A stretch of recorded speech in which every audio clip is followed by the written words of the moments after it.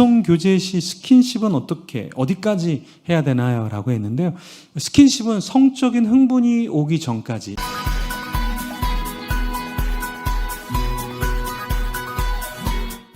동거는 뭐가 문제인가? 예, 제가 코로나 때 줌으로 집회를 하는데 유럽에 있는 분이 한 젊은이가 그러는 거예요. 목사님, 동거가 뭐가 문제죠? 그래서 제가 그랬죠. 아, 동거는요 이런 거예요. 예를 들어서 내가 차를 사러 갔는데 차 계약도 안 하고 차를 갖고 운전을 하고 제가 원하는 데를 갔다가 막 사용하고 그러면 어떨까요? 그러니까 아, 동거가 그런 거네요. 안 좋은 거네요. 예를 들어 아파트를 계약도 안 했는데 내가 막 짐을 갖다 놓고 막 사용을 해요. 그러면 그게 좀 이상한 거 아니에요? 정식적으로 계약을 하고 합의를 하고 그러고 나서 아파트를 쓰는 거잖아요. 사람도 마찬가지로 합의를 하고 결혼 서약하고 같이 사는 거랑 아무것도 없이 그냥 뭐 잠깐 사용했다가 에이, 임신했어 난 몰라 야 지워 이렇게 될 수 있다는 거예요.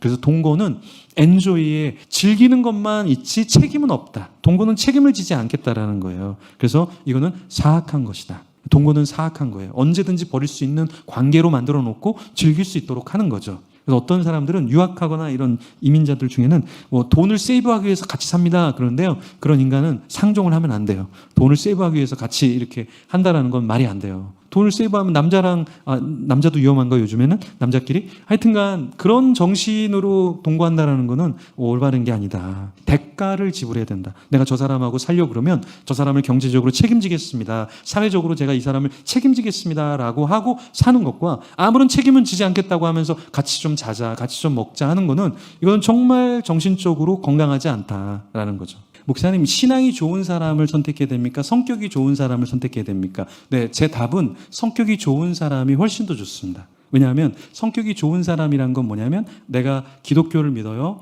그럼 저랑 같이 신앙생활 해주세요. 그러면 거의 80~90% 성격이 좋은 사람은 이 사람 배려해서 자기 같이 나와줘요. 그리고 만약에 안 나와주면 지옥에서 보자 하고 보내면 돼요. 축복해주면 돼요. 넌 지옥에서 보면 되잖아. 이렇게 하면 또 성격이 좋은 사람은 아니 난 천국 갈래 같이 가자. 그래 일로 와. 그래 이 죄인아 이렇게 해서 할 수 있는데 제가 보니까 신앙이 좋은 사람들이 다 성격이 좋은 사람들이 아니다. 교회 안에 신앙이 안 좋은 사람들이 의외로 많아요. 그러니까 외골수적인. 그래서 제가 보는 것 중에 한 가지가 뭐냐면 신앙이 좋기 때문에 갈등이 더 큰 사람들이 많아요. 우리가 생각할 때는 신앙이 있으니까 갈등이 없다라고 생각하잖아요. 신앙이 있기 때문에 갈등이 더 커요.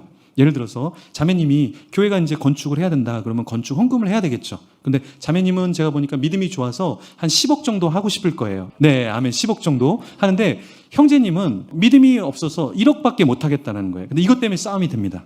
그러니까 신앙은 둘 다 있는데 서로의 신앙의 색깔과 크기가 다르기 때문에 훨씬 더 많이 싸운다라는 거예요. 그런 커플을 저는 굉장히 많이 봤어요. 그러니까 주일날 예배를 12시에 예를 들어 드린다. 근데 어떤 사람은 10분 전에 와야 되는 사람이 있고 어떤 사람은 30분 전에 와야 돼요. 둘 다 신앙이 좋죠? 근데 그것 때문에 싸워요. 신앙이 좋다라는 건 항상 열성적인 게 신앙이 좋은 게 아니라 신앙이 좋은 사람은 인격이 성숙한 사람이 신앙이 좋은 사람이다. 왜냐하면 신앙의 끝은 우리가 제자도로 순종하고 다른 사람을 사랑하는 거잖아요. 근데 인격이 좋은 사람들은 신앙이 안 들어갔을 뿐이지 그 사람에게 신앙만 들어가면 인격적으로 성숙하기 때문에 훨씬 더 스펙트럼이 넓다라는 거예요. 우리가 볼 때는 교회 안 다니니까 안 만나야 돼 라고 생각할 수 있는데 저는 이렇게 말씀드려요. 만나서 대화가 되고 고쳐지고 서로의 방향성이 맞춰지면 저는 그건 되게 건강하다. 제가 새벽 기도를 나와야 돼요. 형제님 저랑 새벽 기도 가실래요? 근데 형제님이 그럼 믿음이 없는데 이 자매님이 너무 좋으니까 새벽을 깨우겠습니다 하면서 새벽 기도를 나오더라고요. 그러면서 목사님 새벽 나오니까 입이 헐고 힘드네요.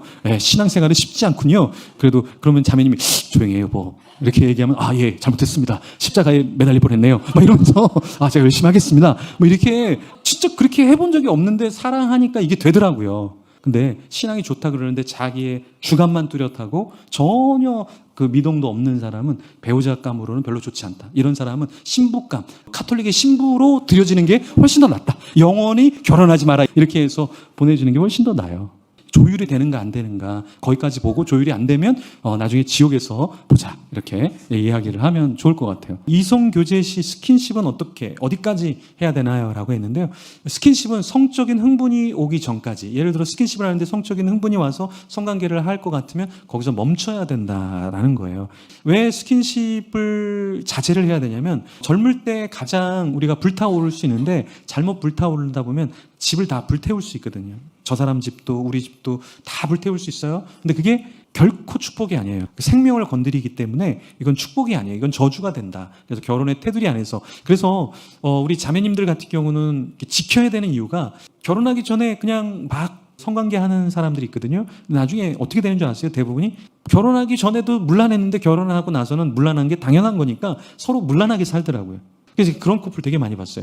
결혼 전에 절제하는 커플은 나중에 임신을 해서 성관계를 절제할 때도 절제할 수 있고 결혼 생활에서도 절제라는 걸 아는데 절제를 모르는 커플들은 결혼하고 나서도 절제를 몰라요. 이게 나중에는 또 대물림이 돼요. 내 자녀도 절제를 몰라요. 이게 희한하죠? 그래서 이 스킨십이라는 것은 절제를 할 때 어떻게 되냐면 강력한 에너지가 폭발이 돼서 빨리 결혼합시다. 이렇게 결혼하게 되는데 이미 성생활을 다 하고 있으니까 뭐예요? 결혼 생활하고 있는데 누가 결혼하자고요? 그래서 결혼이 늦춰지는 거예요. 희한하죠?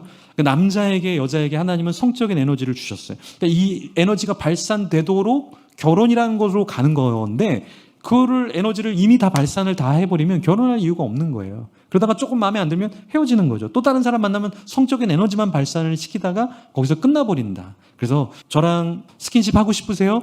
우리 날 잡읍시다. 제가 그렇게 매력적인 거 저도 알고 있어요. 그러니까 이런 절제 그리고 결혼을 전제로 한 관계를 이야기하는 것이 지혜다. 자, 어떻게 해야 결혼에 꼴이 날 수 있는가? 아까 말씀드렸죠. 자제시키고 절제시키면 그 에너지가 폭발해서 일주일 안에 결혼하게 됩니다. 저는 결혼할 때 아내에게 조금 빨리 결혼하자고 얘기를 했어야 되는데 만난 지 49일 만에 결혼하자고 해서 바로 결혼했거든요. 너무 오래 시간이 걸렸던 것 같아요. 여러분 그렇게 오래 하지 마시고 20 중후반이 넘거나 30대 초반이 되면 누가 좋은지 안 좋은지를 다 알거든요. 그리고 나랑 같이 밥 먹으면서 1시간, 2시간 대화할 수 있다? 그 정도 사람이면 결혼해도 괜찮아요. 여러분 1시간 동안 누구랑 밥 먹으면서 얘기하는 게 굉장히 쉽지 않은 일이에요. 내가 마음에 들지 않으면 어때요? 40일 금식에 들어가죠. 왜 저랑 식사 안 해요? 저 40일 금식이에요. 40일 끝난 다음에 저랑 커피라도 그럼 한잔 하시죠. 제가 김영환 목사님 중독 강의 들었는데 카페인 중독 안 좋대요. 끊었어요. 천국에서 마셔요? 뭐 이렇게 누구랑 함께 커피 마시는 거, 누구랑 같이 1시간 밥 먹는 건 쉬운 일이 아니에요. 근데 나이가 들어서 30분 1시간을 그냥 재밌게 이야기할 수 있는 사람은 사실 그 사람은 결혼을 해도 통할 수 있는 사람이에요. 근데 30분을 얘기하려고 그러는데 막 머리를 써야 되고 빨리 주님이 재림하시면 좋겠다. 그냥 내가 휴가 당하면 안 되나? 이렇게 30분 안에 너무 시간이 안 가는 것 같은 사람은 다시는 만나면 안 돼요. 그래서 제가 영화 티켓이 무료로 됐는데 저기 홈리스들이 영화 되게 좋아하는데 서울역으로 가셔서 같이 보세요. 저는 영화를 너무 싫어해요. 이렇게 이야기하게 되는 거죠. 그런 경우는 사실은 이제 모임을 만들어야 돼요. 모임을. 그러니까 자연스러운 모임.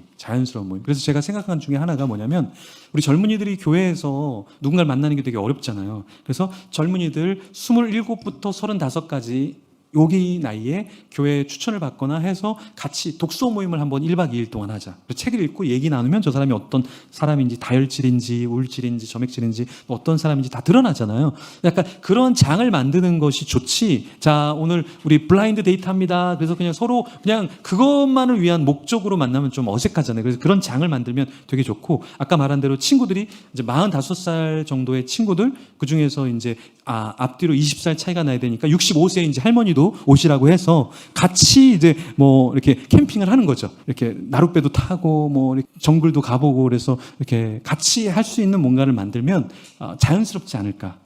바뀌어요. 네, 맞습니다.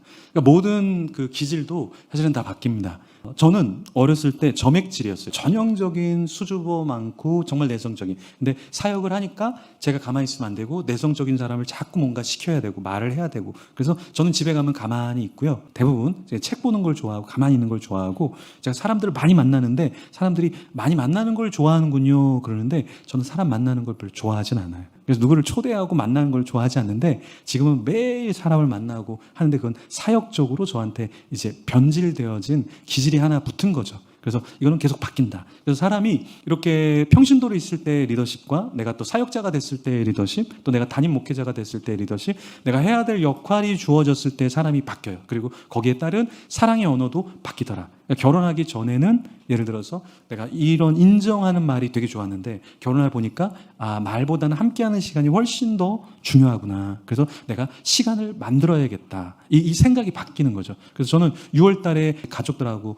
여행하고 안식을 하고 이렇게 시간을 보냈는데 사실은 저는 이렇게 함께하는 시간을 좋아한다기보다는 우리 자녀들이 계속 커가잖아요. 근데 이 커갈 때 같이 있어주는 함께하는 시간이 훨씬 더 선물을 주고 봉사해주고 인정해주는 말보다 훨씬 지금으로서는 그게 더 가치가 있기 때문에 거기에 주안점을 두고 여행을 가고 이렇게 하는 거죠. 의도를 해서. 그러니까 내 사랑하는 언어가 사실 이게 아닌데 아이들에게는 아버지의 존재감이 필요하기 때문에 사랑의 언어를 이걸로 선정을 해서 같이 있으니까 서로 좋고, 아이들은 이제 맛있는 거, 엄마가 안 사주는 과자, 아이스크림 이런 거 막 타락하게 만드는 거죠. 그렇게 바뀌어진다라는 거예요. 사람도 바뀌어지지만 관계도 바뀌어져요. 처음에는 아내가 성숙한 것 같은데 나중에 남편이 믿음이 좋아지기도 하고 또 끌어주기도 하고, 그래서 결혼 생활을 오래 해보면 서로가 좀 마모되는 게 많고, 남자는 잘 그렇게 성숙해지지 않아요. 남자가 죽기 전에 철들다고 하거든요. 그래서 여러분 주위에 철 들어가는 남편이 있으면 저한테 빨리 연락을 하세요. 왜냐면 장례를 준비를 해야 돼요.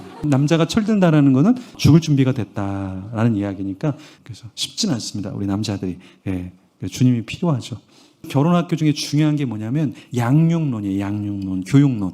왜냐하면 결혼도 안 했는데 무슨 양육, 교육을 생각해요. 그런데 사람이 결혼하고 한 번도 안 싸우는데 나중에 언제 싸우냐면 아이 교육 때문에 엄청나게 싸운다는 거예요. 어떤 커플은 결혼하고 5년 동안 한 번도 안 싸웠는데 아이 양육권은 건건마다 싸운다는 거예요. 아이를 2살부터 영어를 가르쳐야 된다. 안 된다. 8살까지는 한글만 가르쳐야 된다. 아이를 홈스쿨링 한다. 안 된다. 일반 학교에 보내야 된다. 안 된다. 영어 학교에 보내야 된다. 이게 엄청난 대립을 갖게 해요. 이것도 마찬가지로 가치관의 싸움, 세계관의 싸움이거든요. 근데 이걸 일찍 아이들에게 이야기하면 아이들이 받아들일 겁니다.